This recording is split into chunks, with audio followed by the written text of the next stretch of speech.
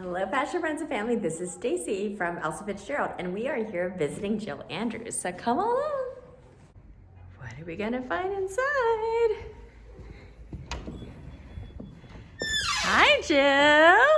Hi, Stacy. How are ya? Happy Wednesday. Happy Wednesday, my favorite day, because we get to come see you. Woohoo! And a new dress.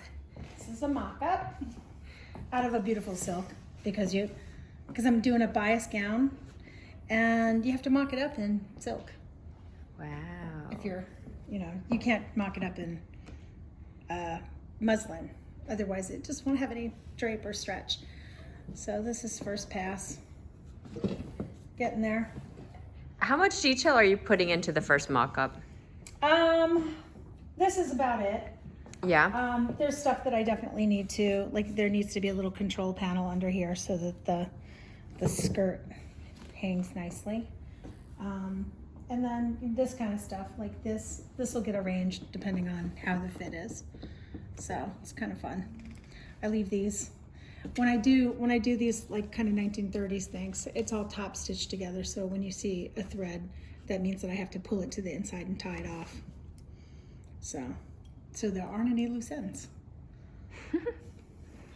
Always. Very fun. So Lisa asked a question on our YouTube channel about the horsehair detail. So we have that here for you, Lisa. I didn't change it because I wanted you to see this. This is a fail. This horsehair is a little too aggressive. See, it wasn't the super fine horsehair. So this is great for structure, but it's not nice for finishing. But I just wanted you to see that even as a professional, I always do samples. And this one, when I did the sample, I thought it was going to be great, but I feel like it's a little, like I said, it's a little too pronounced. So what would you do next? So I'm going to take this out and I'm going to get a softer horsehair so that it'll give it that nice shape, but not be like this. It should be part of the garment, not informing the garment. So, but I think it'll be really cute when it's, see what I mean? Doing, doing.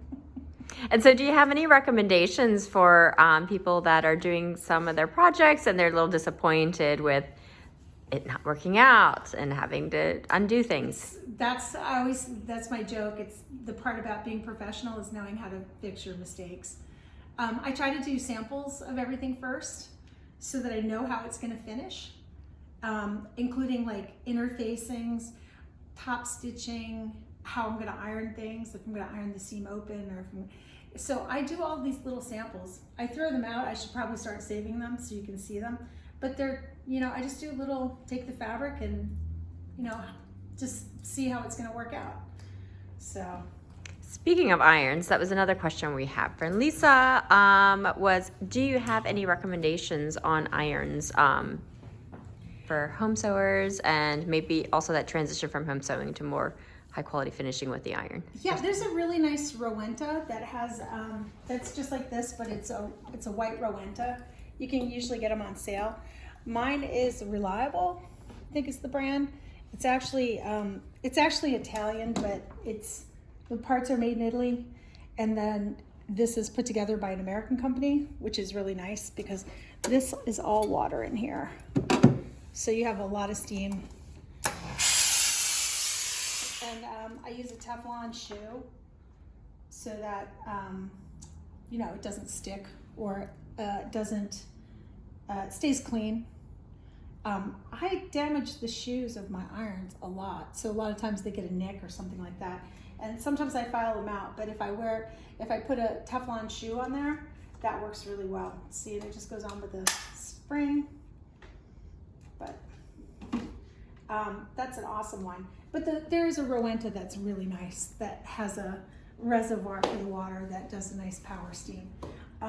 They don't last long when you're using them in a commercial setting, but they're the low end version of this. I think they're about $250. So, and these aren't that much. These are like 600. And I go through one of these like probably every 3 years. So. I see all this glitter and fun in the window. Was that the Valentine's Day? Oh, this was the Valentine's Day window. Yay. Yeah. This is the vinyl raincoat that was I made for a photo shoot for Style magazine. It had a big hoop underneath, but this cracked me up. Look, I even did a little. I even found the little placket in the back. So that's fun. I love doing stuff like that when somebody asks me if I, can make something cool. Like, give me a weekend. Sure, I'm on it. Yeah, so it's really cool. I don't know if you can see it, but I thought it would be fun just to have like a window that was just completely all about holographic loveliness, because these are so fun. I mean, look at that. Yay, so pretty. So today I'm going to be behind the camera because Stacy's going to talk about her painting with lace dresses. Yes, so this fabric I brought back from my travels many years ago to the Negros Islands in the Philippines. I was doing a livelihood project and I was able to find many beautiful laces, but these are 4 different types of lace. And then I end up collaging them together on the dress form and then using pins to hold them together. And then I use the invisible thread. Oh, what did you call that thread again? Aurafil. Oh, Aurafil. Aurafil. Yes. And so I would use that thread to then sew it all back together again. And then I have a dress slip that goes underneath that also has lace on it. And then we have over here another one. This one's called the Duchess of Baltimore dress. And actually, I'll show you the inspiration images for this. But this fabric I also got from, I got this fabric from a fabric place. And it's just the most beautiful fabric. Again, with a similar technique, but I was very happy to show them to Jill, and she had some recommendations on how I could probably do these in a more strategic way. Yeah, and if you've never been to Fabric Place, they have amazing stuff. Like, and ooh la la. I think online it's you can find them at Michael's Fabric, but it's not the other one. It's michaelsfabric.com, I believe, or Fabric Place in Baltimore. Yeah, and they have Chanel, they have it all. Dior, they have beautiful Valentinos. But look how beautiful this dress is. So we were just talking about, Stacy and I were looking at this, and I was talking about a little bit about her process. And Stacy was working on this, and she was working in the round. And so it's interesting because it's a little bit harder to fit because the grain is everywhere with lace. So we were talking about if she was going to start a project again, what we would do is actually give the pattern piece, lay out the pattern piece, and then create your fabric on top of the piece so that you can sew it together with regular seams. And that'll guarantee your fit. And it'll also help with the fact that when you're collaging a fabric like this, your grain is everywhere, but if you're cutting your pattern, if you're creating your fabric and then cutting it out of pattern, at least you'll have a little bit more of a guide. Yeah, and the one part I said I was struggling with a little bit is that I kind of allow the motifs of the flowers and the movement of the lace kind of decide the placement, but I realized that once I figure out how I like the look of them, then very easily have patterns that I like, and then I could start doing that placement. But would I also maybe consider like sketching if I'm moving certain flowers around, if I want flowers in certain places for weights onto the actual pattern piece? Is that a question? Yeah, it's a question, sorry. Jill Andrews. Wait, what was the question? Yeah, so you were saying that it would be better to actually create a pattern and then do the placement of the fabric on there. But I'm thinking about like the lace. In some cases, I like flowers in a certain place, and so I could probably draw on my pattern that, okay, you want to be placing more of the botanical full pieces here. This is where you want less ornate details, and maybe around certain parts. And this is where something cool, you can do things like I would put lace on a Xerox machine, or you just photocopy it, and then you can cut out your motifs and you can place them so you have a little bit of a roadmap. They do that all the time. Make your fabric into paper, and then allows you to control where your ornamentation winds up. Oh, interesting. And then we're going to also talk about our inspiration, but I actually have the design inspiration that was for the Duchess of Baltimore, which was this one. And yeah. Oh, cool. Yep. So you can kind of see the reference to the color palette. Especially. Yeah. Yeah. Look how beautiful Stacy's book is. It's very tidy. Loving this. Look, it's very, it's just lovely and clean. And I like the first page too, with all the references. Oh yeah, and this is what I think Jill Andrews' workroom looks like. And I like, would you put the dresses up on the table and work for them? 100%. And then this is like what I dream I look like with my featherweight sewing machine. You do, absolutely. Yeah, Absolutely. I love it. Now I'm gonna hand the phone to Stacy. yeah. So I'm gonna show you my sketch. Oh, so this okay. is my research book, and this is. You see how nice and organized Stacy's is? But mine's a hot mess. But Let me come around your shoulder and see. So fun. flip through. A true creative at work. Yep, and like I was telling Stacy, I mean, this comes all the way back to the 80s. So there's a lot of stuff in here this is 93.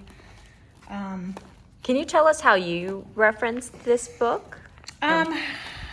You know, this one, I can't say there's as much rhyme or reason except for maybe like this page.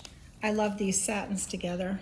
Albert Albez was one of my all-time favorites because I'm a kind of person that I like symmetry and things like that. But he really was wonderful because he challenged like your combinations of fabrics and your textiles. And I mean, look at how beautiful that is. And it's completely organic, but it was structured to look like that. So, you know, there's just a lot of bridal reference and stuff like that in here. So, Our audience that may not have gone to fashion school, what do you recommend as they want to create their own design books? I think it's really interesting because I have my old books from college, and through the years, whenever you assemble a work like this, all of a sudden you start to really understand your own sense of style. Like going through this, you can start to see, like I can pull up some of these images and I can say, oh, you know, this was filed away in my head and it came out in a gown that I made at some point. Okay, so this is on, I said to Stacy, remember back in the days of early Pinterest?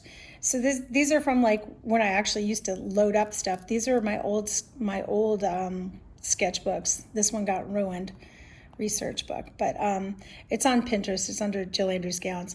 But this is really interesting because this, like I said, it was filed away in my head. And then check this out. All this. Dun-da-da. And then here's this, one of my favorite dresses. I know. I looked at it. I was like, that looks so familiar. Mm-hmm. I'm like, no wonder. Isn't that cool? So you didn't even look at this picture. It was just in your mind. No, it's just in my head. But you see the nice, like the boning detail in there. This was done. I did this for a photo shoot. So sometimes when it's for a photo shoot, like, you know, I just whip them up.